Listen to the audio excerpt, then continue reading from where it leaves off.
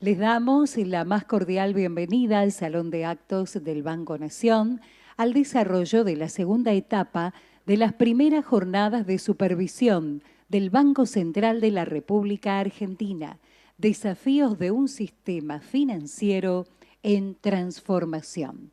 Vamos a dar paso inmediatamente al primer panel de este viernes, experiencias regulatorias a nivel internacional en el sector fintech y su impacto en la industria local.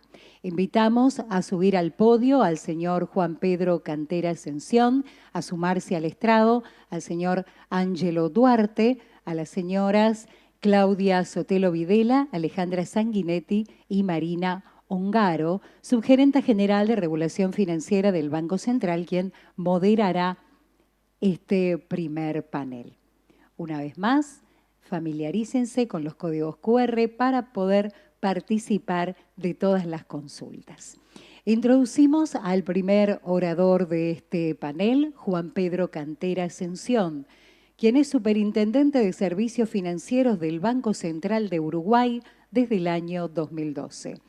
Anteriormente, intendente de Supervisión Financiera 2009-2012, a cargo de la supervisión de todos los mercados financieros, gerente del área de estudio y regulación del sistema financiero entre 2002 y 2009, expresidente de ASBA, Asociación de Supervisores Bancarios de las Américas, entre 2015 y 2018. Exdirector de ASBA, en representación de los países de la región Cono Sur de América entre 2019 y 2022. Juan Pedro Cantera Ascensión es contador público por la Universidad de la República Oriental del Uruguay, máster en Dirección Bancaria por la Universidad Carlos III de Madrid. Nuestra bienvenida y la palabra al señor Juan Pedro Cantera Ascensión.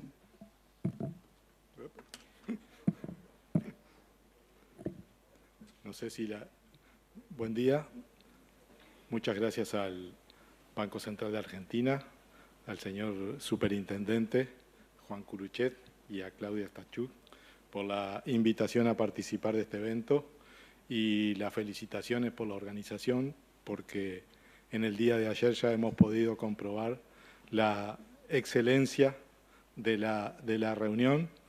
La verdad que me llevo ya varias ideas de cómo mejorar nuestras capacidades de supervisión y atender estos nuevos retos que se nos vienen presentando, particularmente lo que es el ciberdelito y cómo el sistema financiero tiene que defenderse de este flagelo. Mi presentación va a tratar sobre cómo en el Banco Central del Uruguay hemos tratado los temas de innovación en los últimos tiempos y la organización que nos hemos dado al respecto.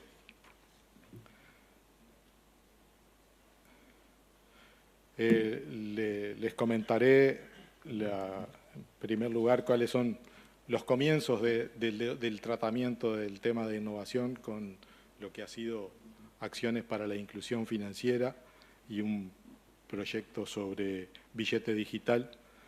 El plan del BCU que hoy este año estamos finalizando para el periodo 2021-2025 y estamos preparando el plan estratégico para el próximo año y cuáles son los pilares que lo sustentan, donde queda comprendida la innovación. Ahí hay una referencia al plan de acción de la superintendencia, pero no lo trataré, más allá de que quedó en ese punto de agenda, para hacerla más breve, cómo el Banco Central ha promovido un ecosistema de innovación a través de un nodo, un observatorio y una oficina, cuál ha sido el relacionamiento con ese sistema de innovación, con ese ecosistema de innovación y los desafíos que tenemos por delante. Como les decía, estos comienzos de tratamiento de temas de innovación, le pongo un hito en el año 2014 con una aprobación de una ley de inclusión financiera, que fue una política pública muy fuerte, debido a que Uruguay a diferencia de nuestros vecinos gigantes como Argentina y Brasil, donde han tenido un desarrollo importante en sus sistemas de pago, en Uruguay el sistema de pago estaba con muy bajo desarrollo, se movía básicamente en efectivo a través de redes de pagos y cobranzas. Los bancos tenían muy poca participación en el pago minorista y la inclusión era muy débil debido sustancialmente a lo que son los costos operativos del sistema bancario. Entonces hubo una ley que generó acciones fuertes como la obligación del pago de salarios de todo el país, público, privado, el pago de jubilaciones y pensiones y prestaciones del Estado a través de cuentas personales en bancos o en unas instituciones que se crean por esa ley, que son los emisores de dinero electrónico. La obligación de abrir cuentas sueldos sin costo, la obligación de abrir cuentas básicas para pequeñas empresas sin costo, lo que hizo, más allá de las enormes quejas de la banca por esas obligaciones, después se vio que realmente fue una mejora para el negocio, porque fue una captación de una enorme cantidad de personas que no estaban en el sistema y de una enorme cantidad de flujos y de operaciones que no estaban pasando por el sistema, y eso hubo que generar una infraestructura que es parte por lo cual yo digo que este es el comienzo. Además, otros incentivos que también se dieron para que eso funcionara. Así los pagos electrónicos pasaron del 2014 del 10% al 79% en el 2025. En 2020 ya se había alcanzado el 50%. Se incorporaron en el 2020 las transferencias instantáneas, que no teníamos, o sea, 24/7, y del 2020 al 2025 hemos pasado de 0 al 56% del total de pagos de transferencias a través del sistema de pago interbancario, que son transferencias instantáneas, y el uso del cheque tuvo una reducción muy significativa. El billete digital este proyecto piloto, lo quiero comentar porque claramente fue una innovación, aun cuando al final muestro que es un proyecto que quedó discontinuado, pero el piloto fue exitoso y trataba de la primera emisión de billetes digitales por un banco central. La ley autoriza al Banco Central a emitir billetes en forma física o en forma digital. Se desarrolló una plataforma para el peso uruguayo. El billete, como dije, es un billete digital con las mismas funcionalidades que un billete físico. No era una criptomoneda, sino un billete de curso legal, y mediante un acuerdo con proveedores de software para la emisión de los billetes, para la gestión de usuarios, para las transferencias, transacciones, la adquirencia, con un proveedor de red telefónica y un proveedor del Callao y Callao.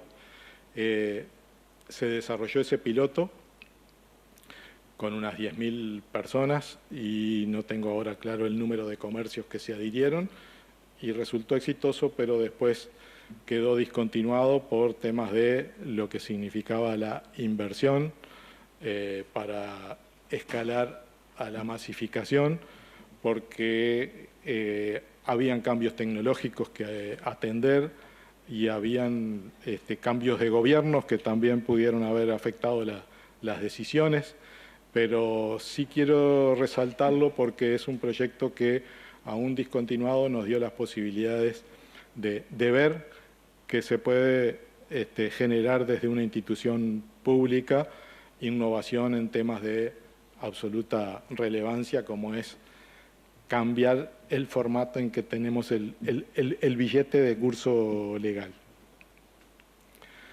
El plan del Banco Central para el periodo 2021-2025 se sustentó en algunos pilares y principios que refieren a que tenemos que contar con una política monetaria efectiva y transparente, un sistema financiero sólido, moderno, eficiente y accesible, que promueva la estabilidad financiera, la solvencia, la transparencia, el funcionamiento ordenado de los mercados, que proteja a los consumidores, que la incorporación de tecnología en las innovaciones financieras sea neutra, que exista respeto al ordenamiento jurídico y el cumplimiento de los cometidos legales.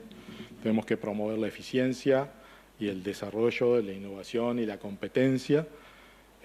Claramente los temas de prevención del lavado de activos y el financiamiento del terrorismo tienen que estar presentes en cualquier acción que estemos desarrollando, y un punto también significativo es el fortalecimiento de la educación financiera a los usuarios, que está dentro del mandato del Banco Central de realizar esas acciones, y se han hecho en conjunto con las instituciones de educación del país, y a la interna del banco también pensar en que su gestión tiene que ser innovadora, flexible y estar al servicio de la sociedad.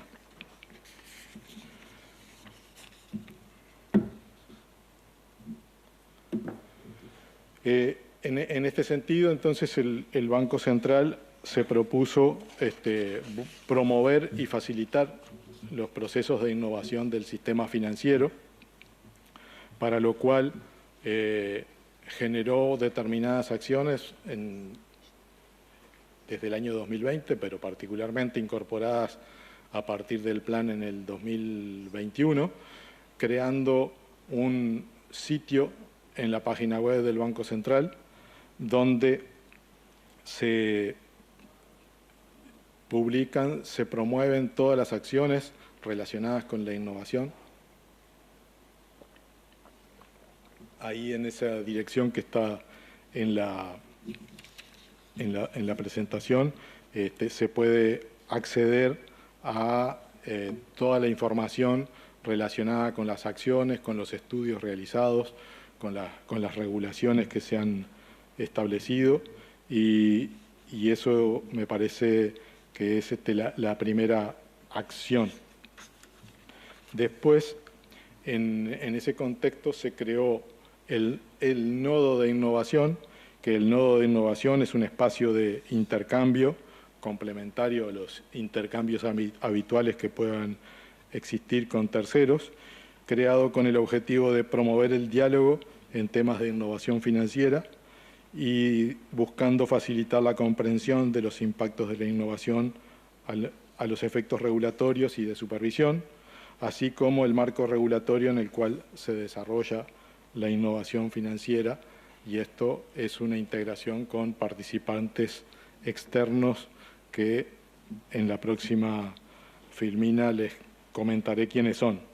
A su vez, tenemos el Observatorio de Innovación, que es una organización más a la interna, y la Oficina de Innovación, que a poco de comenzar el funcionamiento del nodo y del observatorio, se vio la necesidad de contar con una oficina formalmente estructurada en el organigrama del banco, que tuviera determinadas funciones para atender lo que va surgiendo de estas acciones en el nodo.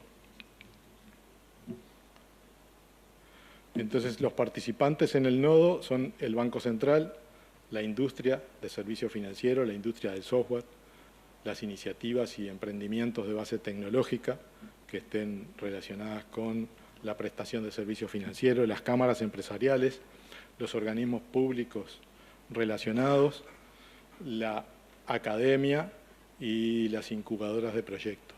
Particularmente ahí nosotros tenemos una agencia nacional de investigación e innovación que promueve proyectos con subsidio, con financiamiento, y cuando tratan de proyectos relacionados con el sector financiero, también se incorporan en en esta acción en el nodo. El objetivo del nodo, entonces, es intercambiar periódicamente visiones entre las partes interesadas en materia de innovación financiera, facilitar la realización de los proyectos de innovación y la creación de infraestructura básica para el desarrollo, facilitar la comprensión de los impactos de la innovación a los efectos regulatorios y de supervisión y facilitar la comprensión del marco regulatorio en el cual los agentes van a desarrollar la innovación financiera. Esto es absolutamente importante. Como dije, está la Agencia Nacional de Innovación y de Investigación, que promueven la realización de determinados proyectos y muchas veces nos encontramos con que obviamente desafían a toda la regulación, las innovaciones, pero a veces no es que las desafíen, sino que las obvian totalmente y nos encontramos con un gran proyecto al cual se dedicaron muchos recursos, pero resulta contrario a derecho. El observatorio es la integración transversal en el Banco Central, o sea que participamos la superintendencia, sistema de pagos, las áreas de política monetaria, las áreas de tecnología y también multidisciplinaria porque hay especialistas de distintas profesiones. Y tiene por objetivo definir, planificar las prioridades del Banco Central en materia de innovación, facilitar la coordinación y el intercambio y el análisis interno para la toma de decisiones, promover una agenda de análisis y propuesta en materia de innovación en aquellos que deba incluir también propuestas de modificaciones legales y reglamentarias, así como coordinar las actividades del nodo de innovación.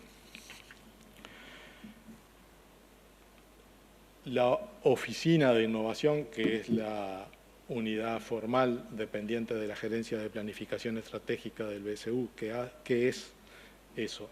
¿Qué hace y qué responsabilidades asume? Es un punto de articulación de esfuerzos en materia de innovación, lidera la ejecución de proyectos definidos por el observatorio, recibe consultas de las empresas del sector financiero, de pagos y tecnológica, realiza y coordina estudios sobre temas relevantes, guía y acompaña a las empresas financieras de pagos y tecnológicas, asesorándolas y derivando las consultas a los sectores respectivos, ya sea al supervisor bancario, de seguros, de valores o al sistema de pagos, y monitorea las actividades innovadoras en el mercado y transmite la información relevante que obtiene a los sectores de regulación,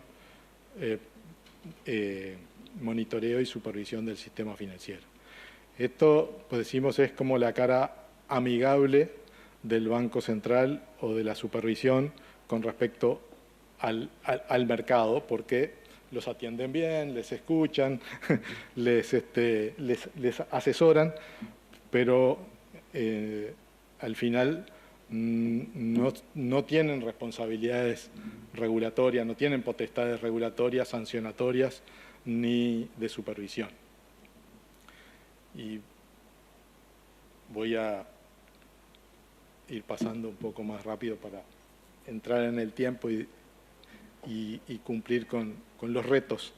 El relacionamiento con la Oficina de Innovación del Ecosistema, desde que se creó 2021-2022, se han recibido 177 planteos de parte de la industria, la mayoría, como si llegan a ver, son sobre activos virtuales, sobre finanzas abiertas, sobre validación de identidad y otros.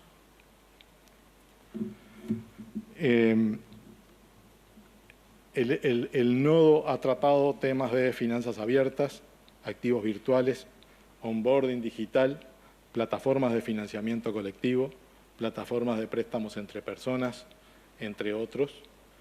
En las mesas de innovación son espacios que se han dado en determinados momentos en lo cual se invita a determinados participantes del nodo a integrar una mesa que es de un tema de su interés y normalmente es coordinada por un agente distinto que el Banco Central, o sea que es coordinada eventualmente por alguien de la industria y donde se produce un intercambio con total apertura y de cual surge información, informes o un documento sobre cómo tratar un determinado tema. Y esas mesas han estado relacionadas con el acceso al sistema financiero y de pagos, a la reglamentación de plataformas de financiamiento colectivo.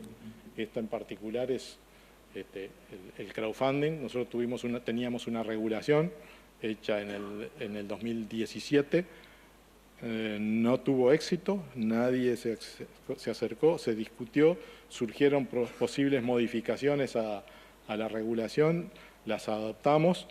Y bueno, hoy tenemos una plataforma en funcionamiento con algunas emisiones muy exitosas y son parte del beneficio de esta acción. Se realizaron varios estudios, acá destaco 4 que están en el sitio web NOVA que ustedes vieron, estaba el link, están los resultados de esos estudios sobre onboarding digital, sobre activos virtuales, sobre finanzas abiertas, sobre computación cuántica, cuál era el contexto inicial, cuál es el estudio que se hizo y cuál es la situación en que nos encontramos.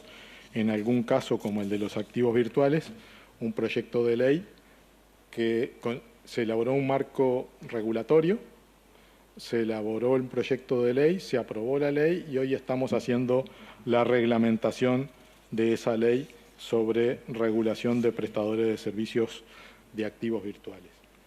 Y para finalizar, lo que tenemos son desafíos y oportunidades. Particularmente estamos trabajando en la definición del plan 2026-2030, con sustancialmente tenemos que tener una definición estratégica de la innovación financiera y los determinados puntos de partida, donde vemos los inhibidores, cuáles son los impulsores que tenemos, cuáles son claramente los desafíos y cuáles son las oportunidades. Y no detallo cada uno de esos para no exceder el tiempo y agradecerles a ustedes la atención y ahora escuchar a mis compañeros de panel. Muchas gracias. La presentación de Juan Pedro Cantera Ascensión, Superintendente de Servicios Financieros del Banco Central de Uruguay. Presentamos ahora al señor Ángelo Duarte. Obtuvo su doctorado en Economía en la Facultad de Economía de la Fundación Getúlio Vargas. Ingresó al Banco Central de Brasil en 1998 y se desempeñó como jefe del Departamento de Competencia y Estructura del Mercado Financiero. En la actualidad está ocupando el cargo del jefe de la Oficina del Director de Organización del Sistema Financiero. Trabajó además en el Ministerio de Finanzas y fue economista visitante en el Banco de Pagos Internacionales entre 2013 y 2016. La bienvenida y la palabra al señor Ángelo Duarte. Hola, buenos días a todos. Bom dia. Banco Central de República Argentina por participar de las primeras jornadas de supervisión. Voy a intentar hacer la presentación en español, voy a tener una otra palabra que voy a usar en inglés, pero vamos a ver. Primero voy a empezar con la definición de fintechs, porque esto también es muy importante para la presentación. Y ahí tomé una definición del Financial Stability Board, que tiene todos los papers del BIS, que fintech una fintech es una institución que usa mucho, intensamente la tecnología, una tecnología de innovación en procesos, en modelos de negocios, en productos, en la industria financiera. Pero ahí ya empieza una dificultad para los reguladores cuando se habla en fintech, por dos problemas. Primero, porque toda la regulación, la licencia de los bancos centrales, de los reguladores, en Brasil es igual, no está basada en tecnología. O sea, los tipos de de las instituciones, de licencias, está basada en las operaciones que cada uno puede hacer. Puede proveer crédito, no puede proveer crédito, puede actuar en el mercado cambiario, no puedo, o sea, no hay en Brasil, o sea, una licencia que esté relacionada con el uso de tecnología. Y dos, es que nosotros tenemos hoy instituciones que eran tradicionales, que están en el mercado há más de 50 años y son muy intensas en tecnología. Otras instituciones que están basadas, que son nuevos jugadores, pero tienen licencias antiguas o licencias tradicionales y también ya nacieron 100% digitales. Entonces, primer caso, Itaú, por ejemplo, un banco muy tradicional y es muy intenso en tecnología, ¿no? Ellos mismos dicen, soy la más grande fintech de Brasil, Itaú. XP, por ejemplo, es un investment broker y ya nació completamente digital, pero es un broker, ¿no? Es una cosa muy antigua. Pero para esta charla, yo voy a usar la palabra fintech para dos tipos de licencias. Las instituciones de pagos, o sea, instituciones que solo proveen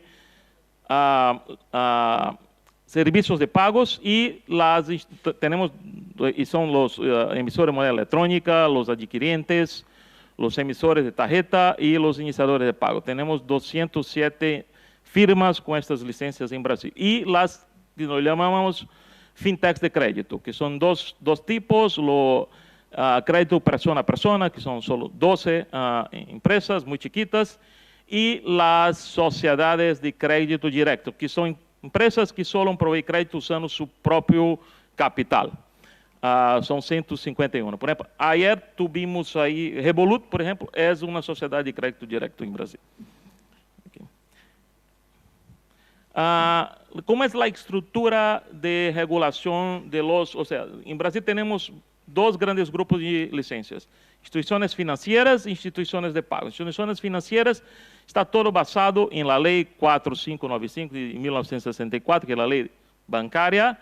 Después tiene otra camada de regulación que es del Consejo Monetario Nacional, que es el Ministerio de la Hacienda, el Banco Central, el Ministerio de Planeación. O sea, quien hace de hecho la regulación de instituciones financieras, que son bancos incluso, y también fintechs de crédito, es el Consejo Monetario Nacional por proposición del Banco Central. Y ahí tiene las resoluciones del Banco Central con temas más operativos, cosas que el Consejo Monetario Nacional dejó para el Banco Central. Cuando tú vas para pagos, cambia completamente. Tiene una ley sola, la ley 2013, el Consejo Monetario Nacional casi no hace nada y está todo en el Banco Central. El Banco Central tiene mucho más poder en la área de pagos que en la regulación de bancos e instituciones financieras. Claro que no se aprueba nada en el Consejo Monetario Nacional que el Banco Central no acepta.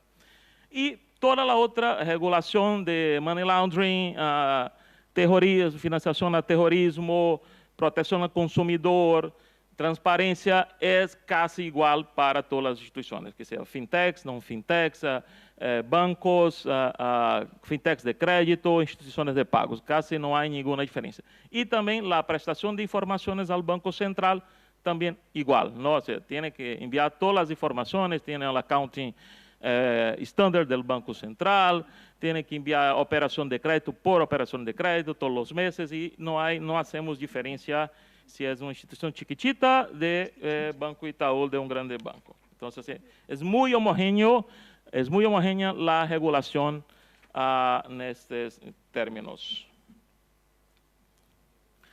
Esto voy a saltar este slide y me voy a empezar también con los requerimientos para licencias, ¿no?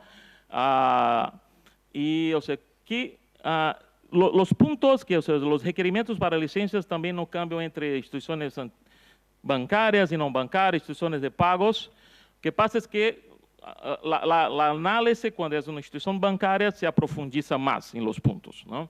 Porque es una institución que tiene un riesgo más grande en la economía. Pero nosotros hay un requerimiento de capital, ¿no? Mínimo capital, y ex ante y después uno de equity, o sea, ex post, ¿no? Cuando durante la operación de la institución.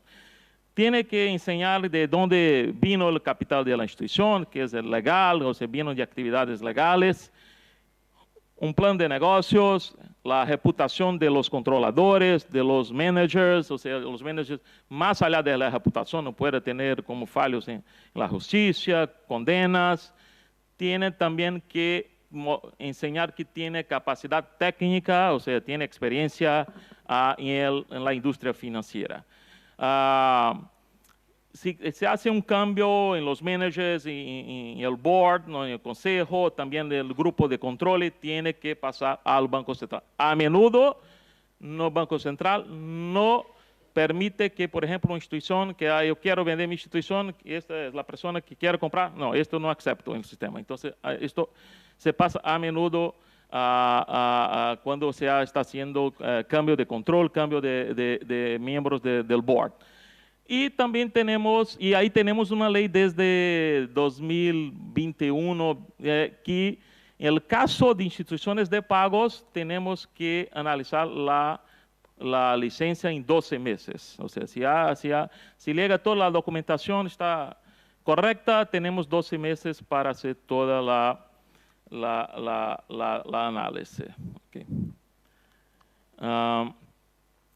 Sí, estamos haciendo recientemente algunos cambios, o sea, subiendo la barra para las instituciones, para aquellas licencias, fintechs de crédito, instituciones de pagos, ¿no? Y una de ellas reciente fue requerimiento de capital mínimo, ¿no? Sí, creció mucho.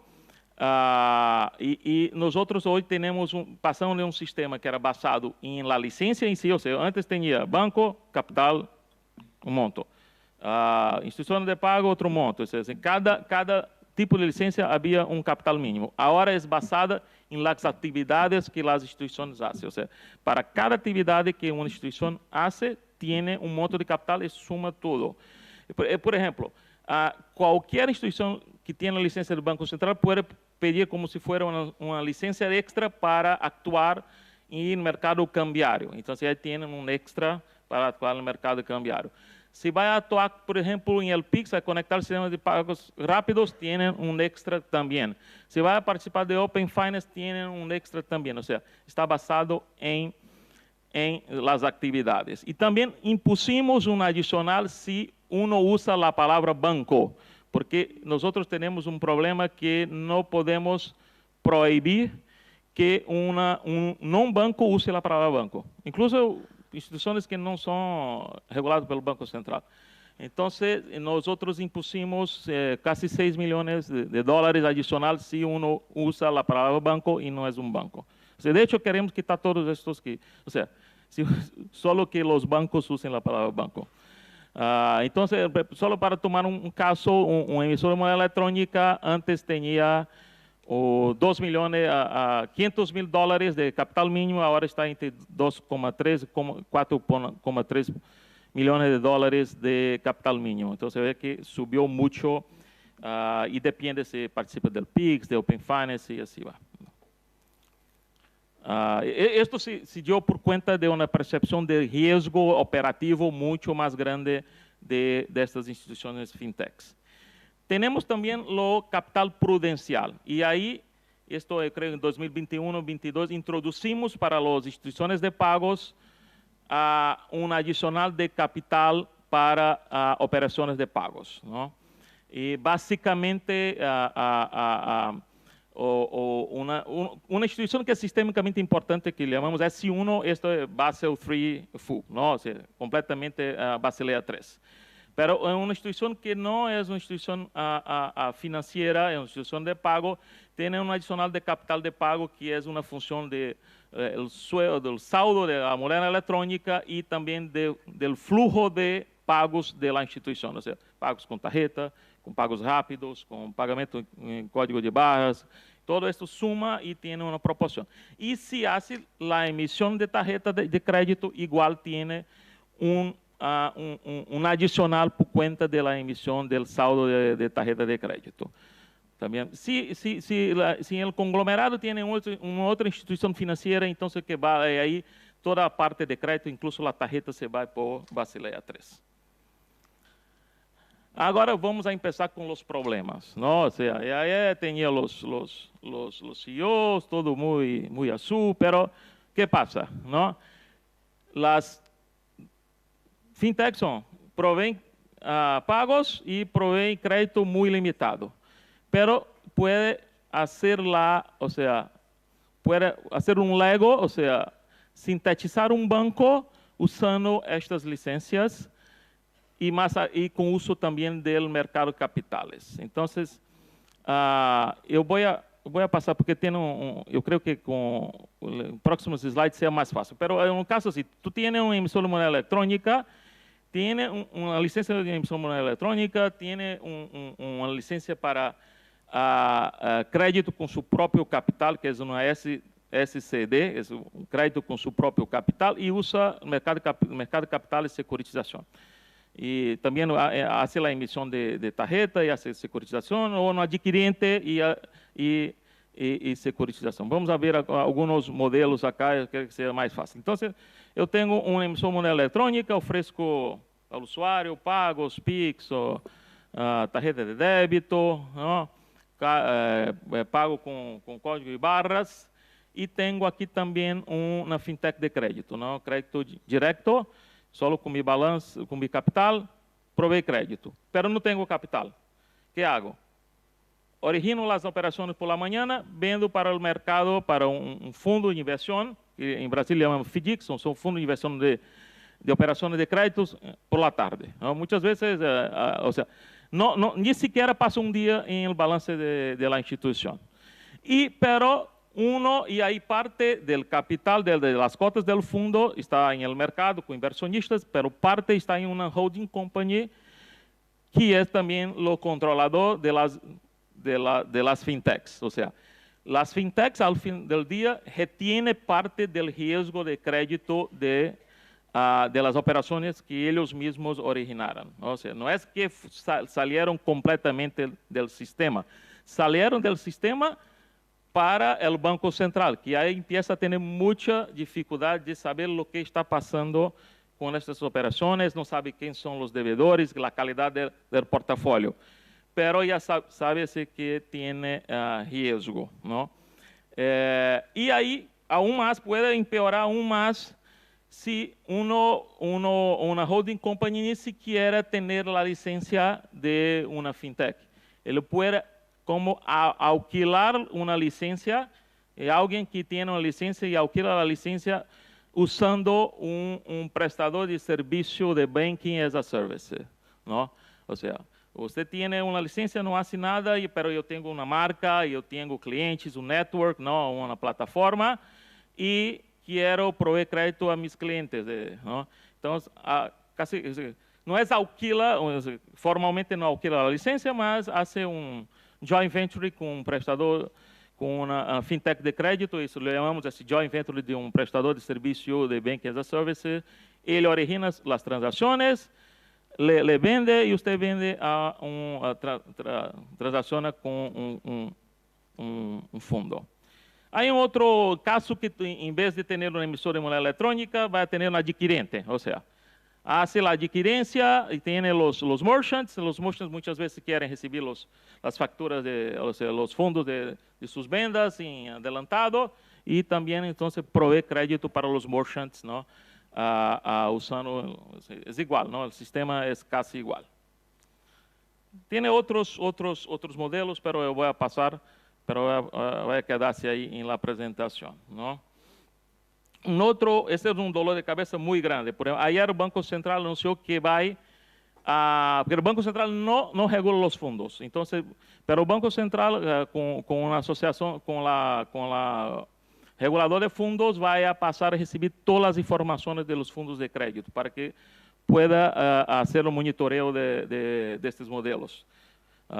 Porque a comissão aí de Comissão de Valores Imobiliários não tem a tecnologia de analisar o crédito, as informações, então vamos ter que fazer.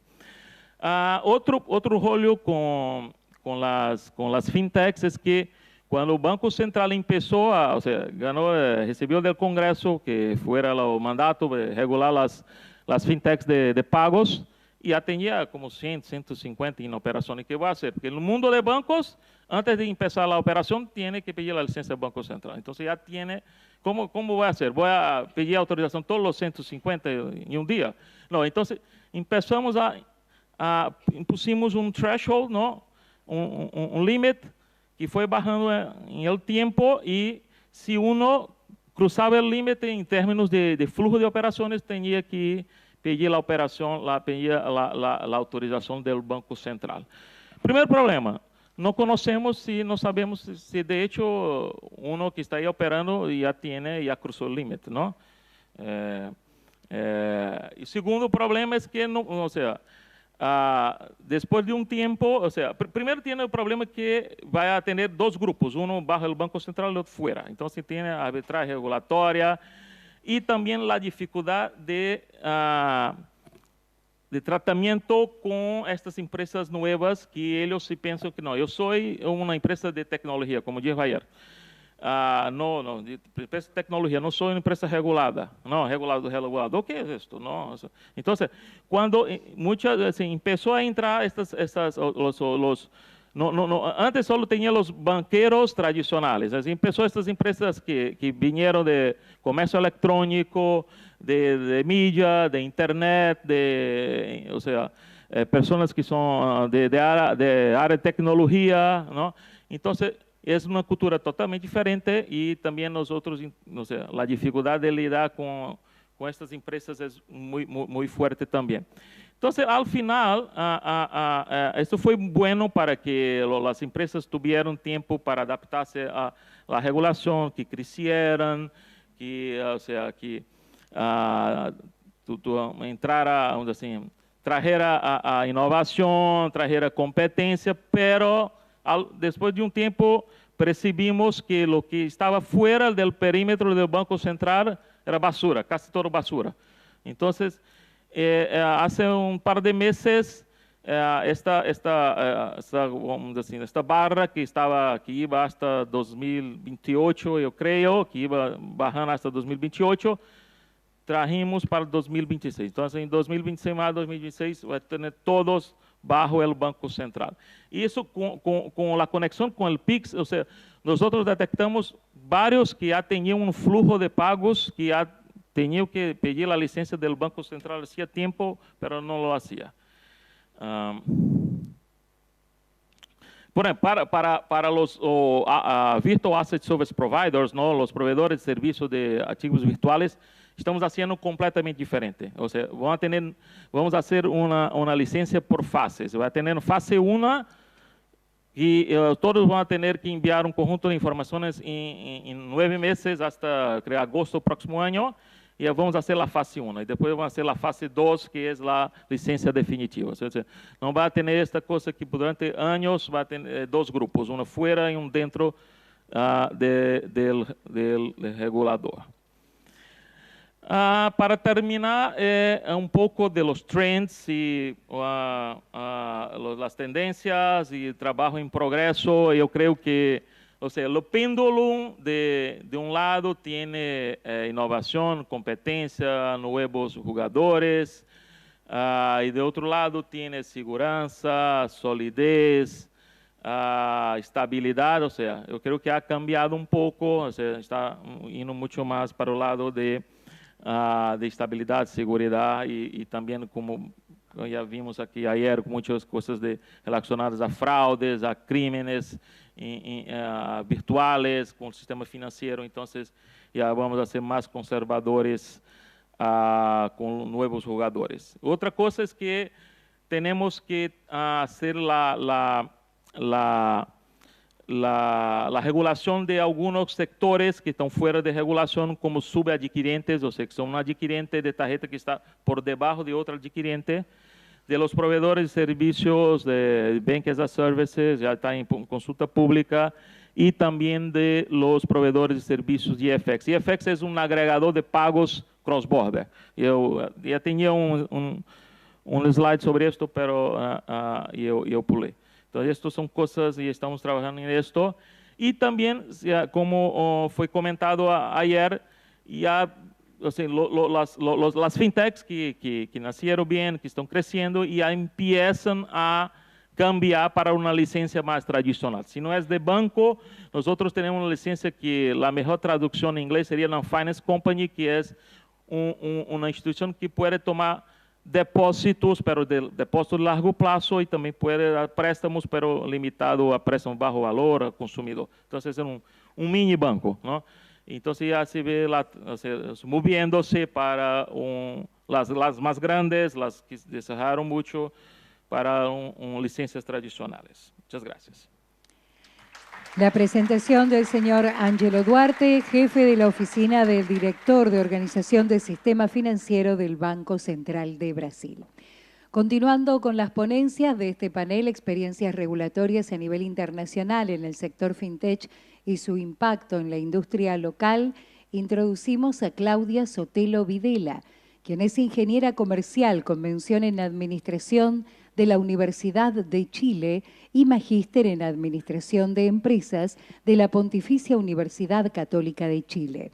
Actualmente se desempeña como jefa del Centro de Innovación Financiera de la Comisión para el Mercado Financiero, presidenta del Comité Ejecutivo de Fintech LAC y miembro del Comité para la Fijación de Límites a las Tasas de Intercambio.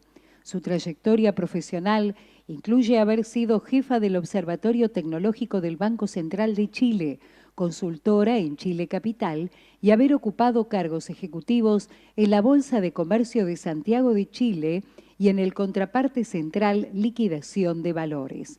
Anteriormente fue asesora del gerente de la División de Operaciones Financieras del Banco Central de Chile y trabajó en la ex Superintendencia de Valores y Seguros. La bienvenida y la palabra a la señora Claudia Sotelo Videla. Bueno, buenos días a todos y me sumo a las palabras de Juan Pedro y de Ángelo le doy las gracias por la invitación al Banco Central y las felicitaciones, la verdad, por la calidad del evento. Hemos tocado temas, la verdad, es que muy relevantes también y hemos aprendido como regulador de las experiencias que hemos comentado en el día de ayer. Lo que yo les traigo hoy a comentar es sobre la experiencia que hemos tenido en la Comisión para el Mercado Financiero en la implementación de la ley FinTech que se publicó a principios del año 2023, pero la verdad es que fue una ley que se comenzó a trabajar en Chile a partir del año 2018. Y para empezar a comentarles, la verdad, a modo de contexto, una de las motivaciones para regular la industria fintech fue el crecimiento que estaban teniendo esta industria en nuestro mercado, sobre todo porque era un segmento que estaba atendiendo o dando servicios a los usuarios de nuestro mercado y eran empresas que estaban sobre todo en industria financiera y que no estaban siendo reguladas. Y nosotros veíamos que iban creciendo y creciendo en el segmento de pagos sobre todo y que no estaban siendo reguladas. Ahí ustedes pueden ver datos de Finovista, ¿verdad?, que es una empresa que hace estudios y que en el último año que hizo el estudio estaban teniendo un crecimiento del orden del 16%. Y si uno ve cómo estaban siendo segmentadas estas empresas, pueden ver que el mayor crecimiento, o la mayor segmentación o clusterización se daba en el segmento de pagos y remesas y también en empresas que daban servicios a las infraestructuras asociadas a bancos, ¿verdad?, o a empresas financieras o también a gestión de finanzas, ¿verdad? En total, de la industria fintech, contando las empresas locales y también fintech internacionales que también estaban yendo al mercado chileno, hay del orden de 500 empresas en el año 2024 que ya se contabilizaban. Y por otra parte, también es relevante mencionar que la interconexión y el riesgo de contagio entre las entidades financieras, si bien son desafíos permanentes que fundamentan la regulación, al existir la tecnología, uno podría pensar que estos riesgos podrían exacerbarse en algunas partes de los procesos que existen al dar este tipo de servicios, ¿verdad?, a los usuarios, ¿verdad? Pero uno visualiza o al estudiar los modelos de negocio, uno ve que estos riesgos no es que se potencien más o que aparezcan nuevos riesgos. Finalmente estos riesgos podría decir que se van cambiando o se van modulando, ¿verdad?, de manera distinta en distintas partes del proceso, dependiendo del tipo de servicio que ofrecen estas fintech en distintos tipos de negocio, ¿verdad?, que van ofreciendo. Y las fuentes de riesgo, finalmente, uno observa que siguen siendo las mismas y los tipos de exigencias que tienen los reguladores también, finalmente, son las mismas que uno puede aplicar, y así como las mismas herramientas que tenemos en términos de capacidades también son las mismas, pero vamos utilizando y vamos modernizando los tipos de herramientas que podemos aplicar en términos de registro o de gestión de riesgo o garantías, e incluso vamos usando distintos tipos de herramientas, como comentábamos ayer, por ejemplo, que se van modernizando, y hoy día estamos utilizando herramientas SupTech que estamos cada vez que nos permite ir agilizando nuestros modelos de supervisión. Entonces, la ley FinTech es promulgada finalmente a inicios del año 2023 y esta es reconocida como una regulación que es amplia y flexible porque incorpora al perímetro regulatorio nuevos tipos de entidades, y también establece el marco del sistema de finanzas abiertas. Es flexible o se da a conocer como flexible porque si bien la ley establece los principios, los estándares o el marco regulatorio general, le da a la Comisión para el Mercado Financiero las facultades para establecer a través de la normativa secundaria todas las especificaciones técnicas que se requiere para poder regular todas estas nuevas entidades. La ley tiene tres objetivos principales que están en línea con los objetivos de políticas públicas que regulan otras jurisdicciones, sobre todo en la implementación de finanzas abiertas, que fomentan la competencia, que promueven la inclusión financiera, pero que siempre buscan preservar la estabilidad e integridad del mercado financiero. Y la ley tiene dos principales ámbitos, que son regular la prestación de los servicios FinTech, también regulan el sistema de finanzas abiertas, pero algo que es bien relevante es que reforma otros 14 leyes o regulaciones, como la Ley Orgánica del Banco Central, la Ley de Bancos, la Ley del Mercado de Valores, la Ley de Sociedades Anónimas, porque lo que busca es modernizar estos cuerpos legales para poder darles una consistencia regulatoria, ya que incorpora al mercado o al sistema financiero toda esta modernización o esta digitalización, ¿verdad?, que era sumamente necesaria. Y establece principios que son muy relevantes para que la CMF los aplique en toda la regulación secundaria que debe emitir para poder lograr estos objetivos que queremos buscar con la ley FinTech. Los siete servicios base que incorpora la ley FinTech son los que están acá, que son los asesores de inversión, asesoría crediticia, las plataformas de financiamiento colectivo, los sistemas alternativos de transacción, enrutamiento de órdenes, intermediación de instrumentos financieros y la custodia de instrumentos financieros. Básicamente, yo digo que estos son los servicios base porque le da la facultad a la CMF para que pueda incorporar otros tipos de servicios en la medida que lo estime pertinente. Con esto entran al perímetro regulatorio, por ejemplo, estas plataformas de crowdfunding inmobiliario que están tokenizando proyectos de inversión, por ejemplo, que está muy hoy día en boga, o todos los sistemas alternativos que es de criptos, los remesadores que están utilizando criptos, ¿verdad?, para hacer estas remesas más inmediatas, también los intermediarios de criptos, a modo de ejemplo, ¿verdad? También vale la pena mencionar que el servicio FinTech, a diferencia de otras jurisdicciones, lo que hace es que se relaciona al instrumento financiero, ¿verdad? O sea, lo que se regula es el servicio y no el instrumento financiero en particular. Y nosotros no estamos regulando la emisión del instrumento financiero, ¿verdad?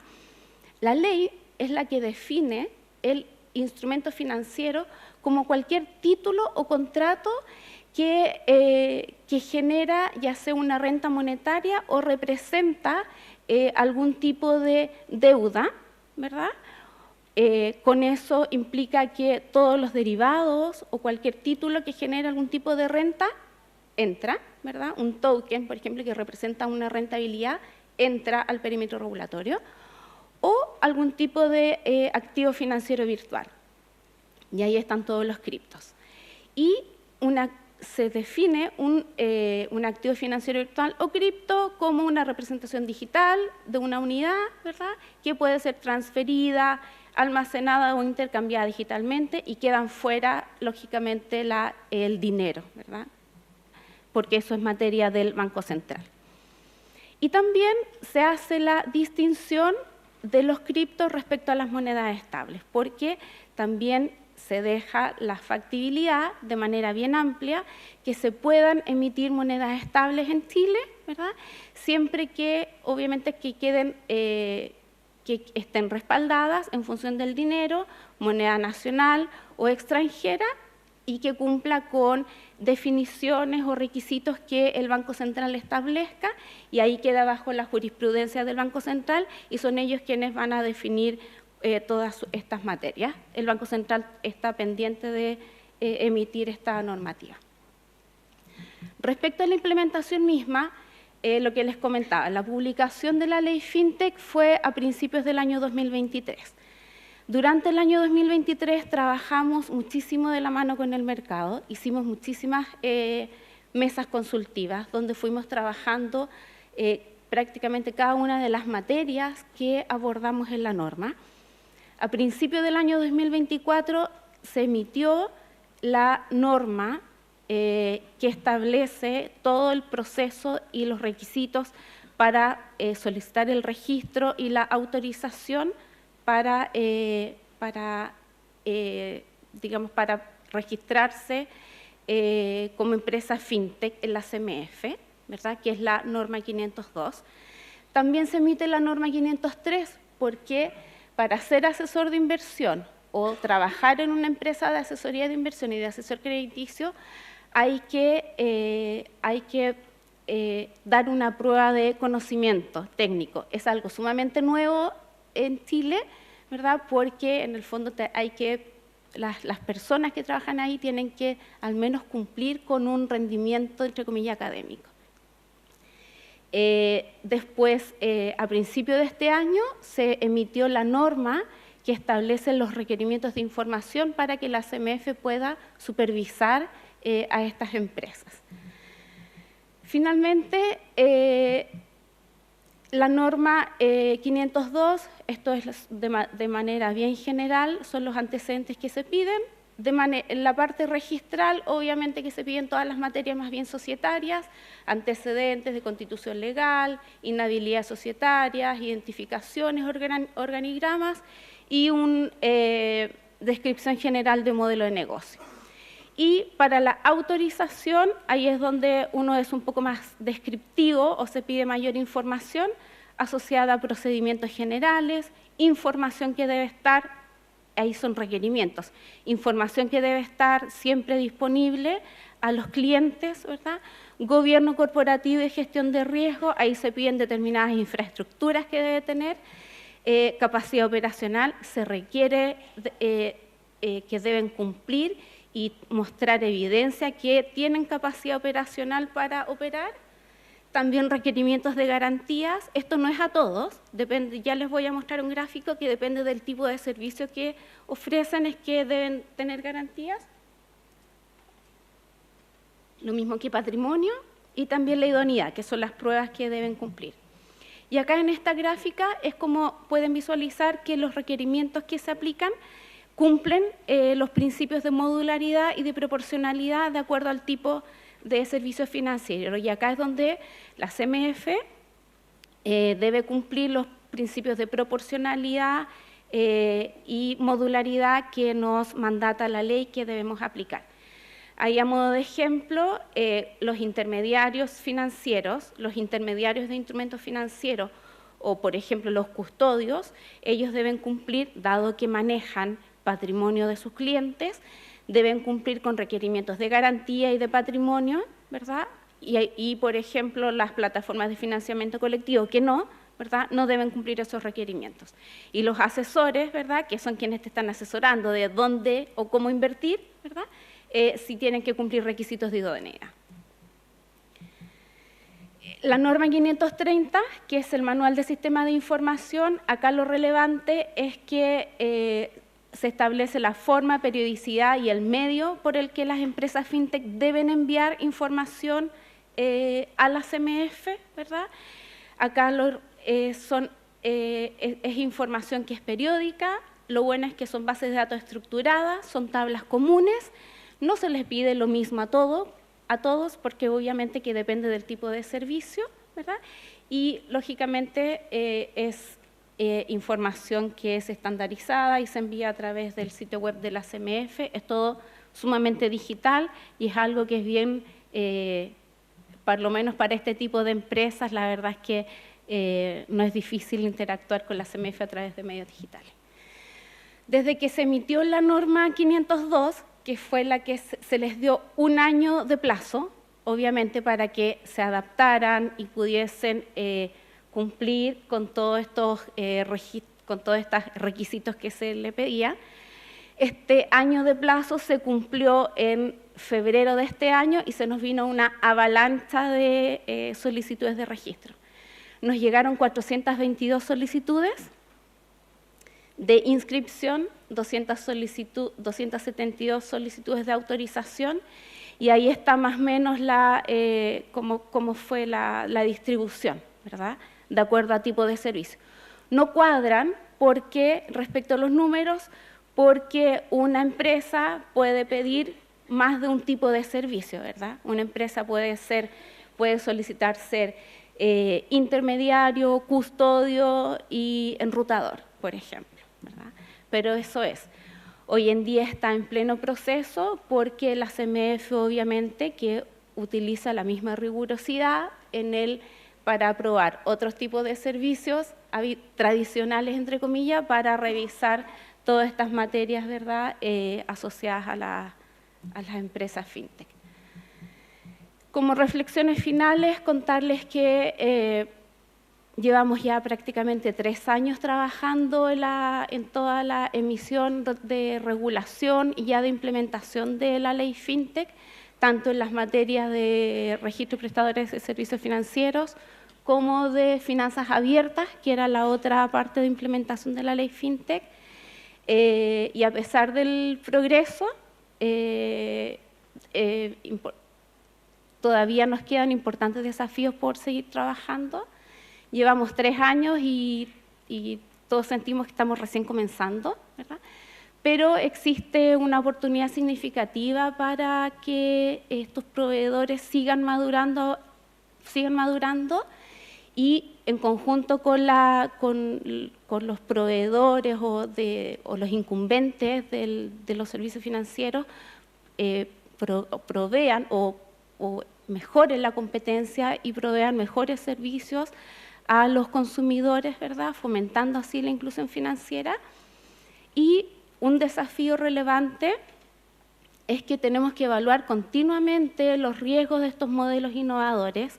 Nosotros hemos desarrollado una capacidad interna de evaluar continuamente estos modelos de negocio para poder mantener estos marcos, ¿verdad?, de regulación ágiles. De hecho, ya hemos modificado la norma una vez porque hemos tenido que ir interpretando la normativa e ir adecuándola para que no establecer costos o sobrecostos, ¿verdad?, a los nuevos entrantes, porque se malinterpreta lo que nosotros queremos regular. Eso era lo que les traía. Bueno, muchas gracias. Hemos compartido la presentación de Claudia Sotelo Videla, jefa del Departamento de Innovación Financiera, Comisión para el Mercado Financiero de Chile. A continuación introducimos a Alejandra Sanguinetti, quien es licenciada en Comercio Internacional por UADE y magíster en Finanzas por la Universidad de Itela. Actualmente se desempeña como subgerenta general de medios de pago y anteriormente fue gerente de operaciones con títulos y divisas y gerente de operaciones externas del Banco Central de la República Argentina. La bienvenida y la palabra para Alejandra Sanguinetti. Muchas gracias. ¿Qué tal? Muy buenos días a todos. Gracias a los organizadores y a las áreas de soporte por este evento. Y agradezco fundamentalmente a mis colegas de otros bancos centrales por darnos una visión respecto del abordaje que han tenido frente al impacto y la irrupción de las nuevas tecnologías. Sin lugar a dudas, los aprendizajes mutuos entre los reguladores resultan fundamentales ante estos nuevos desafíos que tenemos por delante. No voy a decir nada novedoso cuando digo que la vida de todos nosotros se fue modificando en los últimos años de manera significativa. Cambió la forma en que nos relacionamos, la forma en que consumimos, la forma en que viajamos y particularmente en el sistema financiero estas nuevas tecnologías han encontrado un terreno muy fértil donde crecer y desarrollarse. Entonces, un poco la idea de mi presentación es compartirles de qué manera en Argentina hemos ido abordando este nuevo desafío y hemos ido acompañando a las nuevas tecnologías que se presentaron.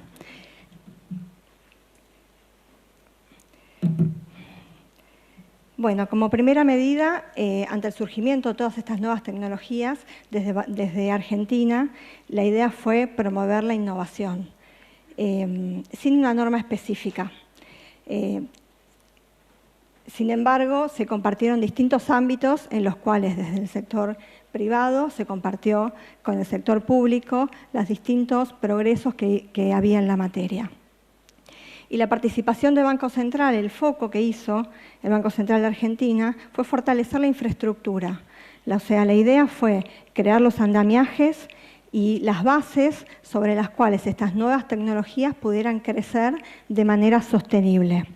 De esta manera, como puede verse en la presentación, se crearon distintos instrumentos. Por ejemplo, la clave virtual uniforme para tratar de identificar cada una de las cuentas de los proveedores de cuenta y la persona en esos proveedores de cuenta, la base alias para permitir una facilidad por parte de los usuarios en la utilización de estas nuevas tecnologías y distintos instrumentos para permitir débitos sobre las cuentas, como por ejemplo el DEBIN. Esto permitió un crecimiento sostenido en la industria. Entonces, en el año 2020, luego de este crecimiento y de este surgimiento de nuevas tecnologías, nuevos actores, nuevas formas de relacionarnos, el foco del Banco Central estuvo en ordenar todo esto que estaba funcionando. Entonces se emitieron normas relevantes, por un lado normas que apuntaban a los actores que estaban participando en el sistema y en las operatorias, y por otro lado normas referidas a los instrumentos. En cuanto a los actores, fueron normas referidas a los proveedores de servicio de pago, las PCP, y lo que hace la norma es definir a estos actores. O sea, si bien todos estos actores estaban participando desde hacía muchos años en el sistema, se emitió una norma en la cual se los definió. Proveedores de servicio de pago son personas jurídicas que, sin ser entidades financieras, cumplen algún rol y alguna función dentro del sistema de pagos. Esta norma tiene un enfoque funcional y gradual. Funcional porque agrupa a los distintos actores en base a lo que hacen, a iguales funciones, iguales riesgos, están englobados dentro de una misma categoría. Gradual, ¿por qué? Porque, como les dije, en un principio se dejó crecer, luego apareció esta norma, pero inmediatamente no aparecieron las distintas categorías dentro de este criterio genérico que les comenté. El primer registro que existió dentro de esta norma o de este paraguas genérico que existió es la creación del registro de los PSP que ofrecían cuentas de pago. ¿Por qué se avanzó primero sobre estos actores? Fundamentalmente porque entendíamos que estaban administrando fondos de terceros, entonces había algún riesgo que estaba involucrado y en el cual el Banco Central necesitaba involucrarse, monitorear y tener claro qué es lo que estaba aconteciendo con estos actores. La otra norma que les comentaba apuntaba a los instrumentos. T3. T3 es Transferencias 3.0, es un nombre de fantasía que nosotros pensamos que todo el mundo conoce y maneja, pero seguramente es más en el ámbito de los medios de pago. Pero ese nombre de fantasía fundamentalmente trataba de reconocer los esfuerzos anteriores de las normativas para tratar de incluir estos instrumentos. Muy temprano, Argentina promovió las transferencias inmediatas, primero entre entidades financieras en horario bancario, mientras estaba funcionando el sistema MEP. Posteriormente, en el año 2016, se promovieron las transferencias inmediatas entre las entidades financieras, 7x24, los 365 días del año, y esta nueva norma agrega nuevas reglas para transferir, o sea, agrupa todos los instrumentos anteriores que estaban existiendo, los pone dentro de un mismo paraguas, dejó de lado algunos que quizás no habían sido tan exitosos, y lo que crea es la posibilidad de utilizar las transferencias para pagar. Entonces, en este marco, esta normativa creó un instrumento que ha sido muy exitoso en los últimos años, que es el pago con transferencia. El pago con transferencia lo que permite, es que un usuario, un consumidor, independientemente de dónde tenga su cuenta, sea una cuenta de pago, sea una cuenta de una entidad financiera, pueda transferir y pueda pagar a la cuenta que haya elegido el comercio, independientemente de cuál sea la cuenta que haya elegido el proveedor de esa cuenta, proveedor, un PSP o una entidad financiera.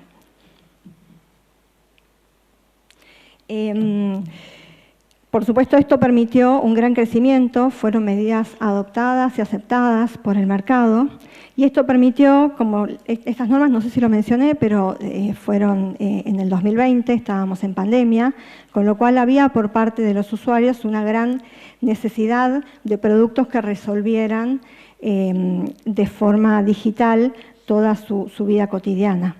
Entonces, definitivamente, estos productos crecieron, se instalaron, fueron utilizados, creció la cantidad de actores que brindaban servicios financieros, creció la cantidad de usuarios, crecieron las operaciones e inevitablemente crecieron también las prácticas desleales, los fraudes. Entonces, el paso siguiente de Banco Central fue agregar a todo este andamiaje inicial nuevas seguridades. Por un lado, se extendieron normas de protección al usuario financiero, eran normas que ya estaban vigentes en las entidades financieras y se extendieron a estos nuevos actores, a los PSP. Un poco la apuesta ahí fue que los usuarios puedan usar una herramienta que no solamente les resulte fácil entrar, sino que también sea una herramienta que tenga seguridades, que tengan un lugar en donde a donde acercarse, un lugar donde hacer reclamos si se necesitaban. Adicionalmente, se extendieron normas de seguridad. en ámbitos colaborativos con la industria fintech, con la industria fintech y con las entidades financieras, con la industria en general de medios de pagos, se desarrollaron distintos elementos que resultan fundamentales, como el consentimiento para acceder a débitos en cuentas. Se creó la central de fraudes, que lo que permite es compartir entre los distintos actores algún evento, como para tratar de fortalecer. Se fortalecieron los requisitos en el onboarding, autenticaciones multifactor ante operaciones de mayor complejidad.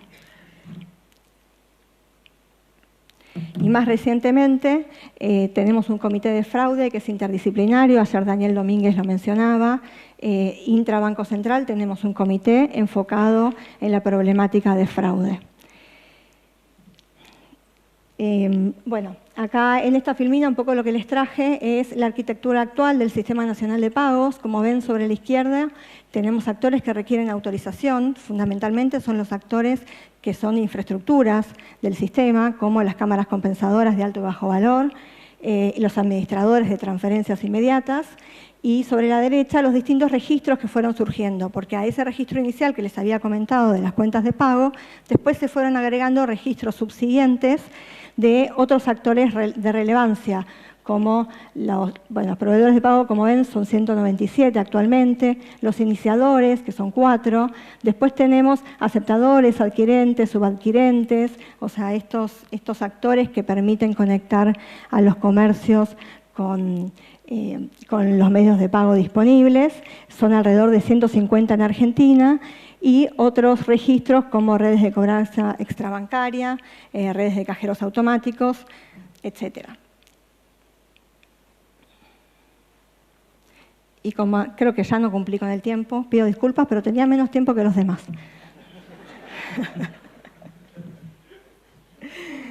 Entonces, la idea acá un poco es traerles, comentarles con algunos gráficos lo que les estuve manifestando recién, cómo fue creciendo el sistema.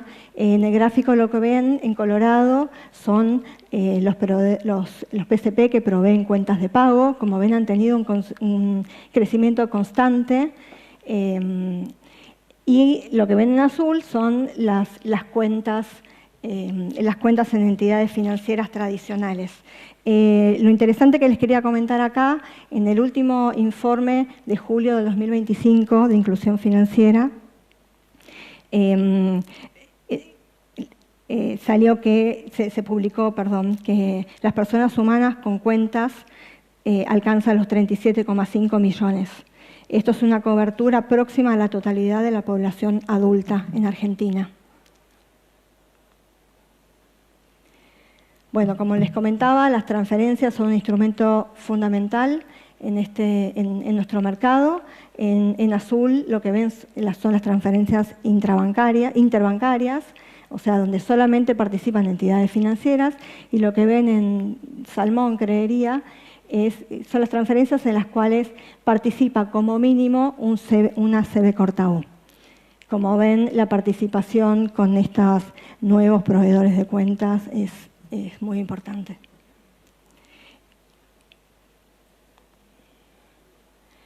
Y por último, comentarles, cómo es el desempeño de estos nuevos productos con respecto a productos más tradicionales como la tarjeta de crédito y las tarjetas de débito. En verde y en rojo, en azul y en rojo pueden ver tarjeta de débito y tarjeta de crédito.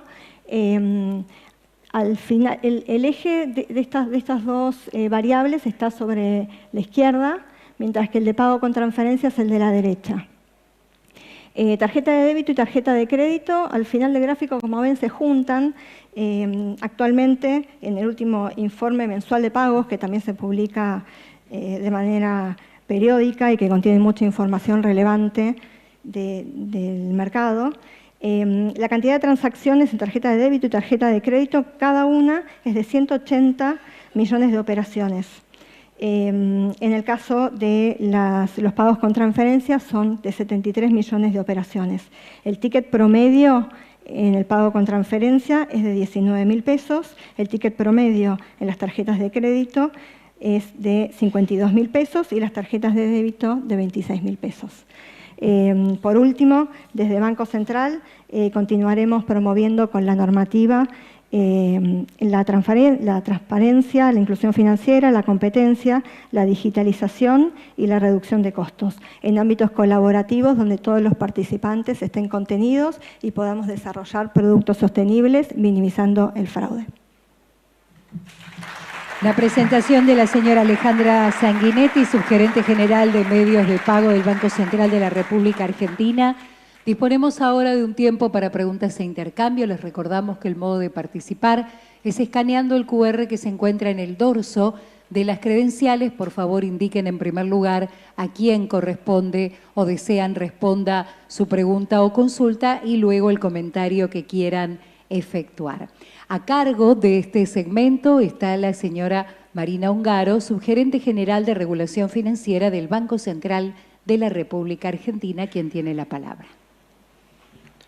Bueno, muchas gracias y muchas gracias a todos los participantes por sus presentaciones y por compartir sus experiencias, que la verdad fueron muy interesantes para todos.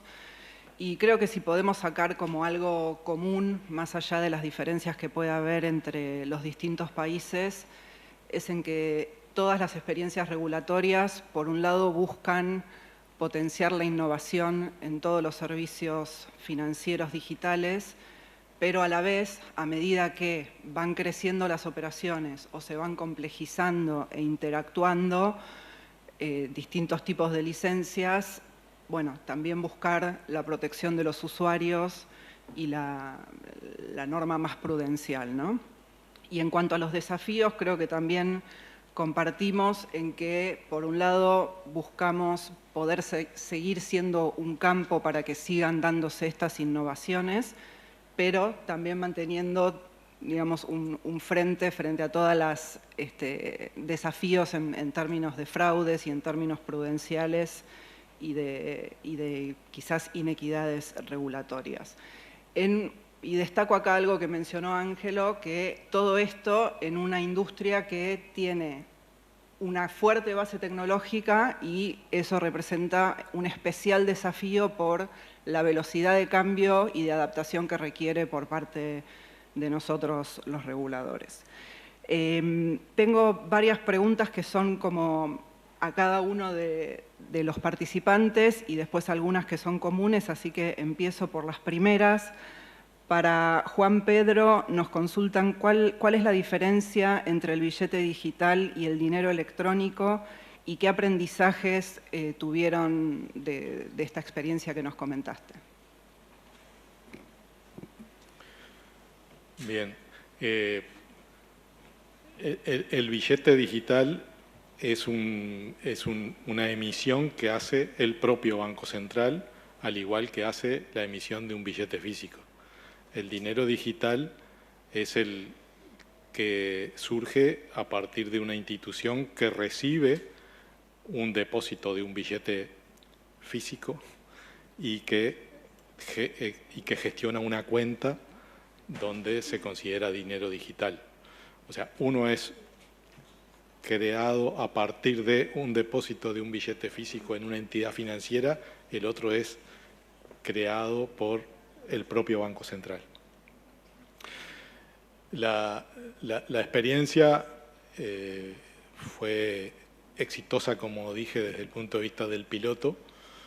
Después, las evaluaciones que hubo desde el punto de vista de las inversiones que requería, la tecnología que se tenía que aplicar y escalar, significaron que el Banco Central pusiera en suspenso ese proyecto y claramente que la tecnología evolucionó tan rápido que generaron muchas dudas de cómo seguir.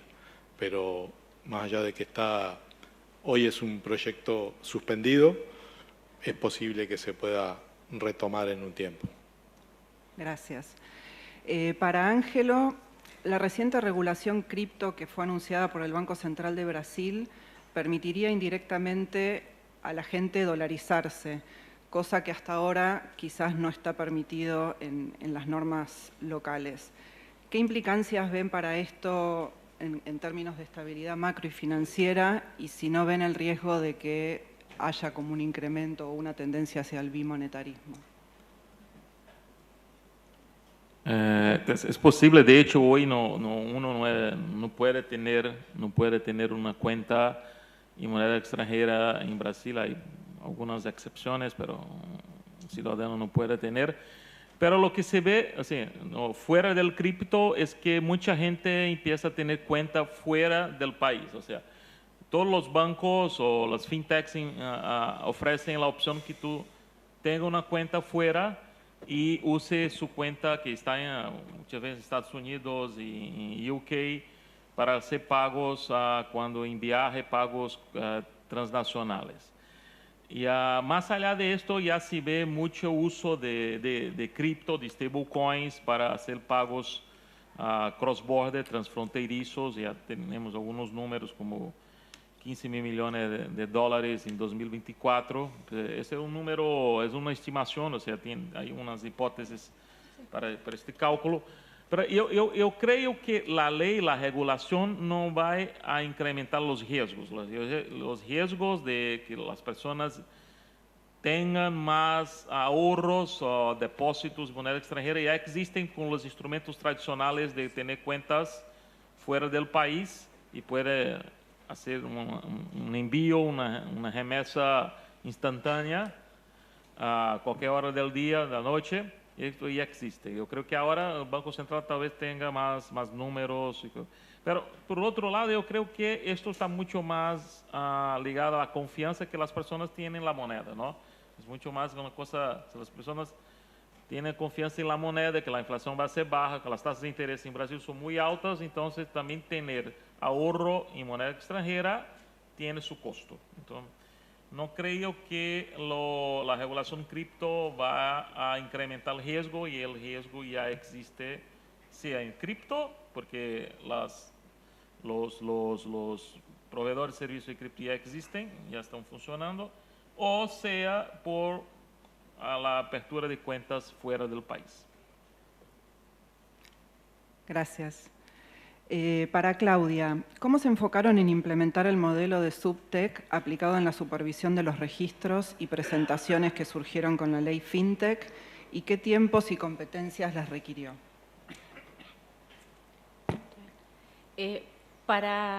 Por lo menos para estas nuevas empresas FinTech, lo que se ha hecho, por lo menos el primer foco fue para los asesores de inversión. Por ejemplo, todos estos finfluencers, no sé si acá se ocupa ese término, que son estos asesores de inversión que ocupan mucho las redes sociales, se les hace monitoreo y para eso se ocupa herramientas de inteligencia artificial. Ese, por ejemplo, fue una primera aplicación que se utilizó con ellos. Y también se está utilizando herramientas para el análisis de toda la documentación que ellos entregan, pero también esa herramienta se está utilizando, era una herramienta que ya se estaba empleando, sobre todo para el análisis de reglamentos de administradoras de fondos. Entonces eso ya se estaba utilizando y se reutilizó en el análisis de la documentación que se está entregando. Perfecto, gracias. Sí. Para Alejandra, bueno, ¿en cuáles servicios financieros ha sido mayor la contribución de las fintechs en la inclusión financiera en Argentina, o en la intensificación del uso, ¿no? Fundamentalmente en la provisión de cuentas y en la facilidad en la cual los productos han llegado a los usuarios quizás menos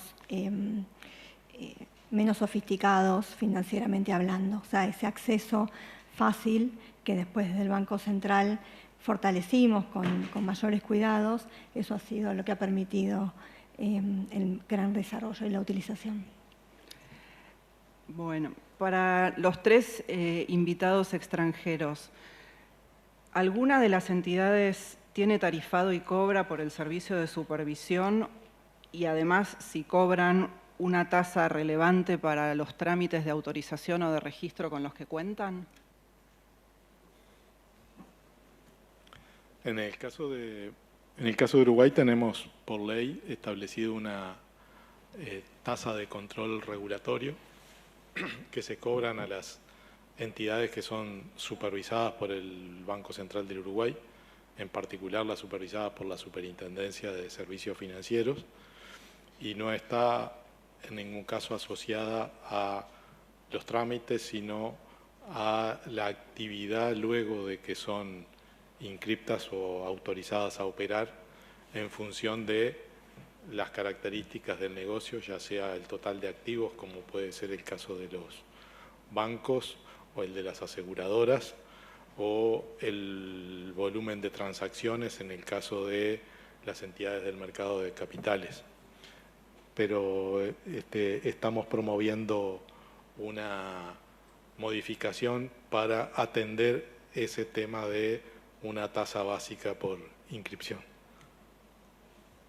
No, en Brasil no hay, o sea, tasa por licencia o por supervisión. De hecho es un sueño del Banco Central que pudiera imponer estas tasas y usar las tasas, ¿no? Porque la Comisión de Valores tiene ganancias muy altas, pero va todo al Tesoro, porque nosotros, la Comisión de Valores, el Banco Central está dentro del sector público. Entonces, todo que arrecadamos, el Banco Central arrecada, por ejemplo, si impone una penalidad a una institución, a un dirigente, se va al Tesoro. Entonces, yo creo que es un sueño del Banco Central y que lo use para sus despesas, pero no tiene.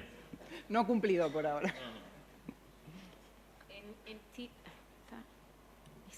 En Chile hay una tasa de supervisión y hay una tasa que es muy baja de registro, pero va al Tesoro.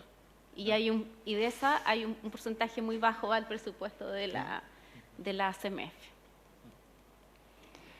Bueno, cumplimos el horario. Muchas gracias a todos por las presentaciones y por las respuestas. Nuestro agradecimiento a los profesionales que desarrollaron el primer panel del día, experiencias regulatorias a nivel internacional en el sector fintech y su impacto en la industria local.